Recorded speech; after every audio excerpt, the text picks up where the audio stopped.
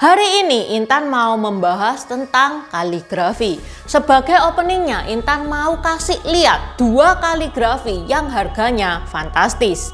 Kaligrafi yang pertama ini judulnya The Mainstay yang laku seharga 436,8 juta yuan. Itu kalau dijadikan rupiah tinggal dikali 2.200. Secari kertas yang harganya setara sama harga rumah sekomplek. Intan jadi penasaran siapa nih yang beli. Yang kedua ini adalah Ping An Post yang laku seharga 308 juta yuan.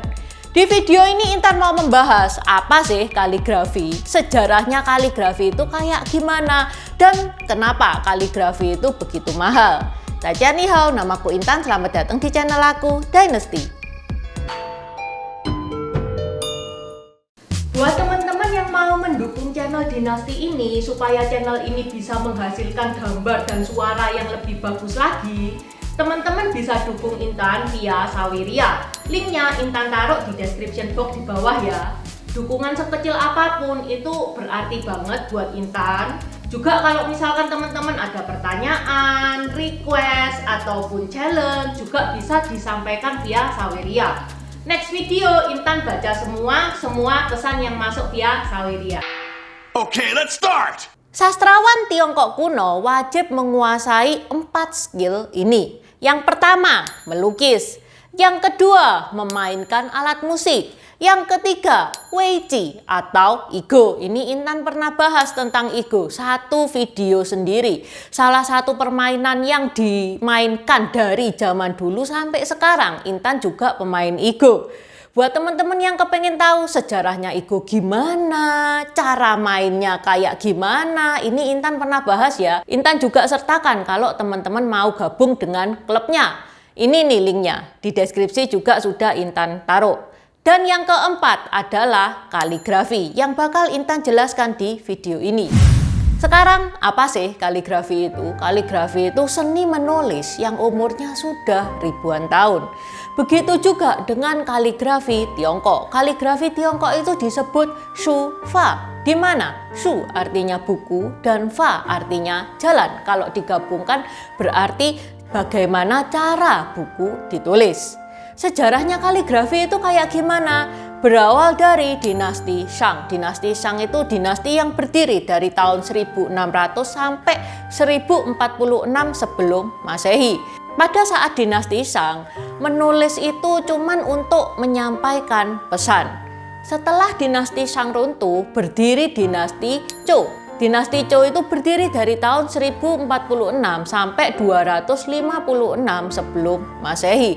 Pada saat dinasti Zhou ini, orang-orang itu mulai, yuk tulisan dibagusin, yuk tulisan diperindah, yuk tulisan dikasih nilai estetik. Maksudnya kayak gimana? Supaya lebih gampangnya ini Intan kasih contoh dalam bentuk abjad ya, karena mungkin teman-teman yang nonton ada yang nggak ngerti aksara Tiongkok.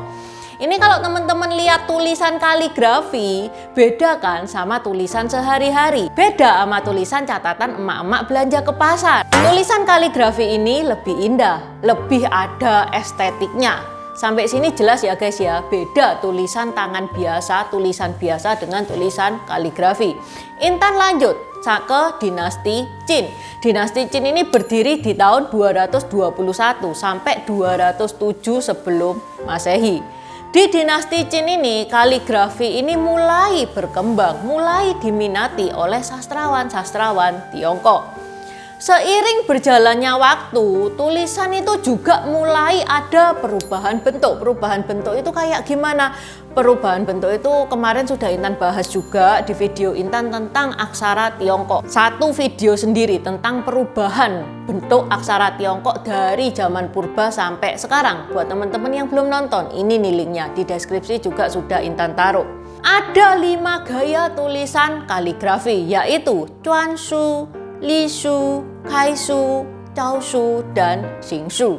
Perbedaannya apa aja juga sudah Intan bahas di video Intan tentang aksara Tiongkok atau Hanzi. Ini Intan mau kasih lihat ke teman-teman salah satu kaligrafi gaya Chaoshu. Dan ini adalah kaligrafi yang ditulis oleh Song Ke. Song Ke itu karyawan terkenal yang hidup di dinasti Yuan. Kaligrafinya ini guys terjual seharga 68,32 juta yuan. Karena kaligrafinya panjang banget, ini Intan zoomin salah satu bagian. Nah lo ini nih model Chaosu ini kayak gini. Bisa gila Intan kalau disuruh baca tulisan Chaosu. Beda dengan kaligrafi dari Cengkung. Cengkung ini satu dari 8 master kaligrafi pada saat dinasti Tang dan dinasti Song.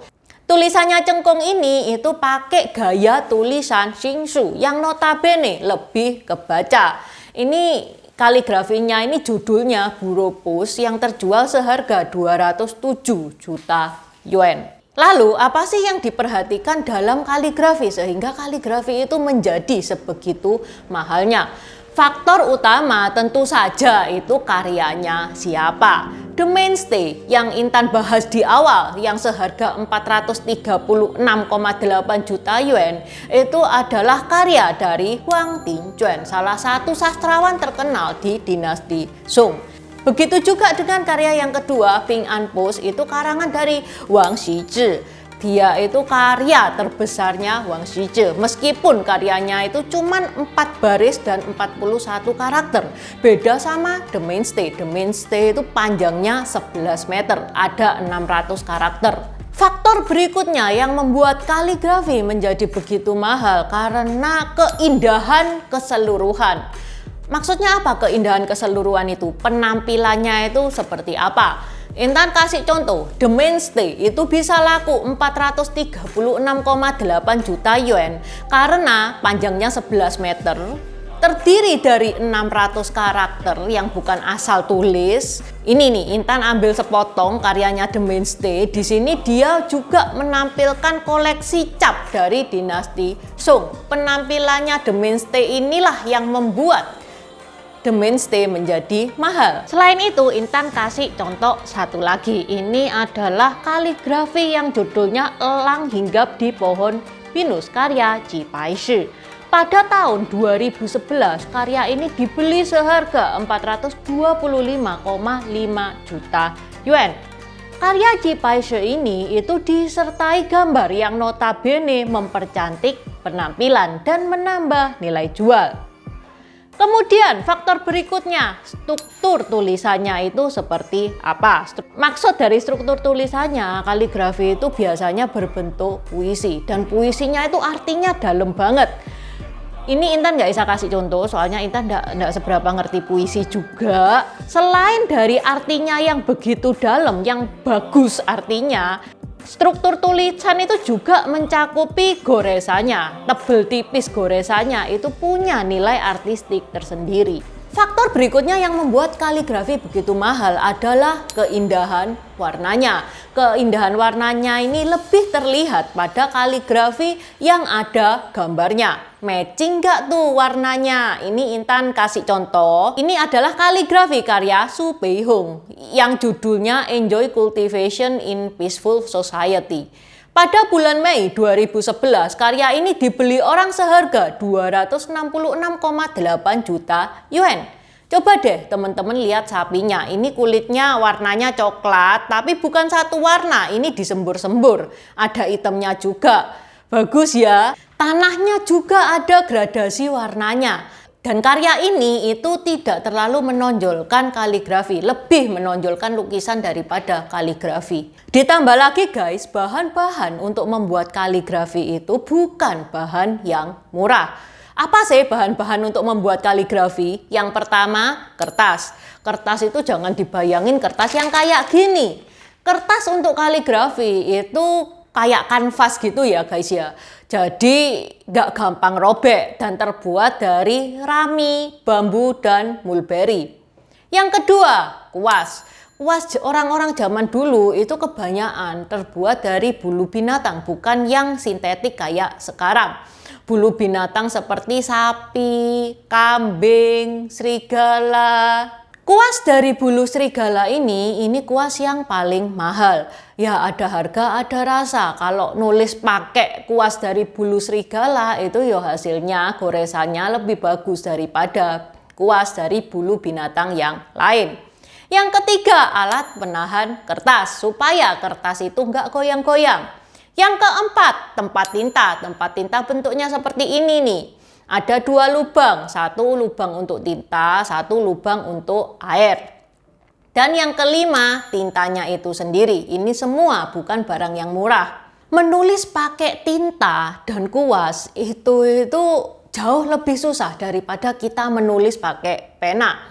Padahal nulis pakai hanje itu pakai pulpen saja itu sudah susah. Susahnya kayak gimana? Aturannya itu banyak guys. Salah satunya goresannya itu harus urut. Kalau abjad tuh ya misalkan nulis huruf B, kan boleh ya kalau kita tuh nulisnya itu garis lurus dulu baru melengkung. Atau melengkung dulu baru garis lurus, itu kan boleh. Asal bentuknya kayak gitu.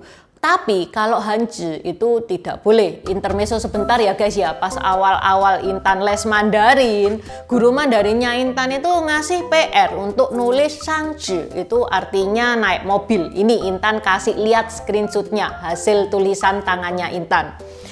Pada waktu itu Intan males banget lihat urutannya, jadi Intan buatnya itu ngasal. Ternyata ketahuan men. Hasilnya ya Intan disuruh nulis ulang lagi. Padahal kalau teman-teman lihat, ini Intan nulisnya pakai pulpen loh. Yang notabene tebel tipisnya itu nggak kelihatan. Kalau pakai kuas dan tinta itu lebih ketara lagi. Buat teman-teman yang ngerti tulisan hanje, ini kalau lihat tulisannya Intan pasti tahu nih kalau Intan itu nulisnya itu ngasal. Itu baru salah satu aturannya. Itu aturan nulis biasa loh ya, bukan kaligrafi. Apalagi kaligrafi, kaligrafi itu tulisannya harus bagus. Dan kalau pakai kuas itu kelihatan banget, bener nggak tulisannya, dari tebel tipis aktaranya itu sudah kelihatan. Oke, sampai di sini dulu bahasan Intan tentang kaligrafi. Semoga bermanfaat dan terima kasih sudah menonton. Buat subscriber baru, selamat datang di channelnya Intan Dynasty. Terima kasih sudah nontonin channelnya Intan. Intan saranin buat teman-teman yang baru saja bergabung untuk nonton videonya Intan tentang pergantian Dynasty di Tiongkok. Ini nih linknya. Di deskripsi juga sudah Intan taruh, karena itu adalah basic dari semua video-video yang akan Intan bahas. Video Intan tentang pergantian Dynasty itu akan sangat berguna banget, akan sangat membantu banget kalau teman-teman nonton film tentang sejarah-sejarah Tiongkok. Terima kasih udah nonton channel ini sampai habis. Dukung aku terus berkarya dengan klik subscribe dan bunyikan lonceng di bawah ya guys.